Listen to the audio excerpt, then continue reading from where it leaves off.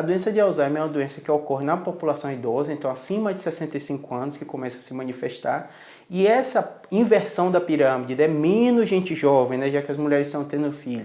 A medicina evoluiu muito, então as pessoas estão vivendo mais. Muito possivelmente, isso é uma perspectiva no mundo inteiro, a doença de Alzheimer vai se destacar como o maior custo de vida para a saúde pública, para a saúde privada e também, que tem uma coisa muito curiosa nos quadros demenciais, é que a figura do cuidador, né? Então outra pessoa da família, ou filho, ou parente, vai ter que dedicar uma grande parte do tempo para cuidar daquele portador da doença de Alzheimer. A doença de Alzheimer é uma doença que a gente chama que ela é multifatorial. Então o que são as doenças multifatoriais? Ela tem um aspecto ambiental muito forte. Então, os fatores de risco para a doença cardiovascular, né, o infarto ou as outras, também levam ou pode predispor de forma precoce a doença de Alzheimer.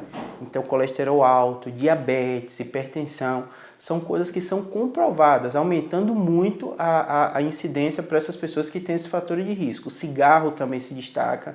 E além disso tem o fator genético. O fator genético é curioso, porque quando a gente fala genética a gente acha que é um gene. Não, são múltiplos genes que já estão comprovados que podem predispor a pessoa a ter doença de Alzheimer. Então quando a gente fala de fator ambiental, fazendo a prevenção, pode sim atrasar o paciente a manifestação da doença de Alzheimer. Não que vai fazer ele não ter, mas pode atrasar, já está comprovado isso, em anos ou até década, o início da doença. Ela ocorre das duas formas. O que acontece que confunde um pouquinho a gente é porque a população feminina ela vive mais, né? Se a gente for comparar, chega a mais de 5 a 8 anos, né? Aqui no Brasil. Nos outros locais do mundo se repete. Então, obviamente, tem mais. Mulher idosa acontece numa frequência maior da mulher idosa.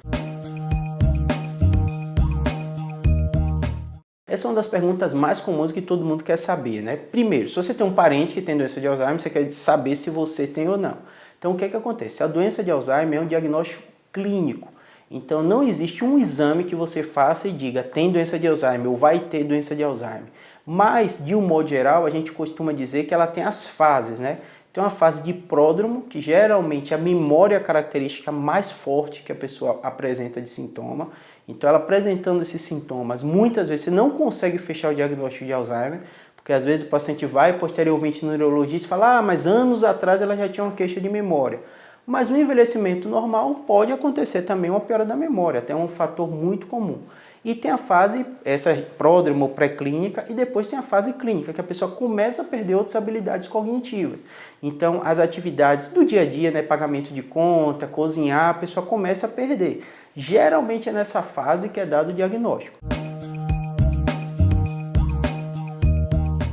No envelhecimento normal, a gente costuma dizer que há um declínio cognitivo. Quando o familiar nota que as coisas do dia a dia do paciente, ele está bem habituado, socialmente, ele sai, ele faz as coisas dele, mas de vez em quando tem uns lapsos de memória, né? Vai falar o nome de um neto, né? Esquece, troca, ou esqueceu, não sabe onde está uma chave, né? São coisas que acontecem no envelhecimento normal. O que chama atenção e preocupa a gente com Alzheimer?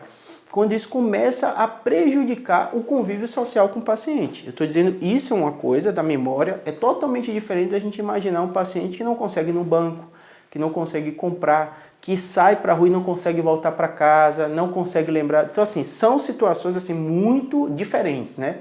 Eu costumo até dizer no dia a dia que quando o familiar reclama da memória, é algo geralmente preocupante. Quando é o próprio paciente falando, a gente fica menos preocupado. Mas, obviamente, que pode ser aquela fase de pródromo ou pré-clínica.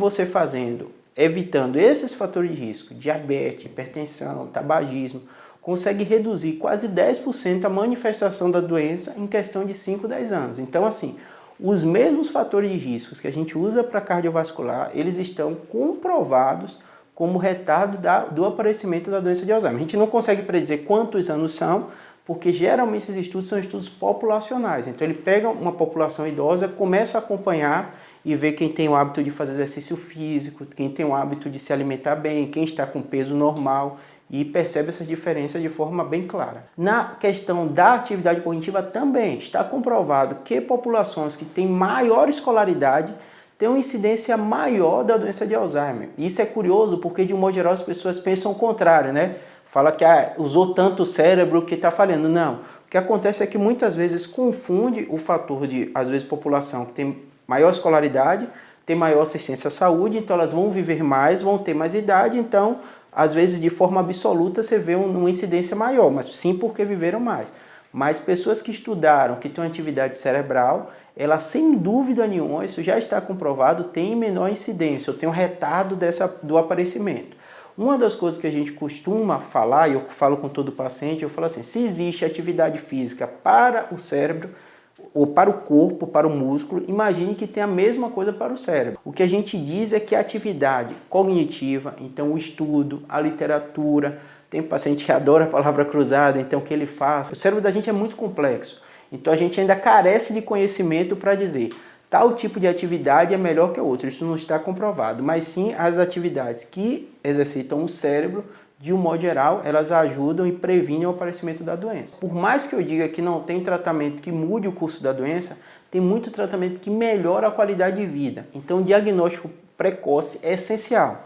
Se você tem um diagnóstico, você tem um tratamento farmacológico, que aí envolve acetilcolina e glutamato, são substâncias no cérebro que vão ajudar a pessoa a ter menos os sintomas da doença, então isso também já está comprovado.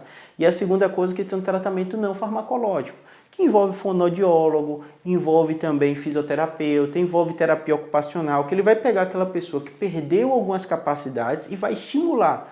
O cérebro tem uma coisa que eu acho fantástica, chama plasticidade. Por mais que o neurônio morra, que uma área morra, tem outras áreas que podem cumprir essa atividade. Outra coisa importantíssima para o familiar não significa que um parente seu tem, que você vai ter doença de Alzheimer, siga a sua vida normal, não se preocupe com isso. Na terceira idade, né, acima de 65 anos, procura um neurologista para fazer essa investigação. E saiba, eu costumo dizer o seguinte, que a vida é um ciclo. Doenças que não eram tão frequentes quanto doença de Alzheimer, elas vão aparecer com maior frequência. Mas nada impede que você tenha o seu familiar, que você ame. E inclusive tem histórias fantásticas de pessoas que conviveram com pessoas com Alzheimer, com amor, com carinho. A pessoa não deixa de ser ela.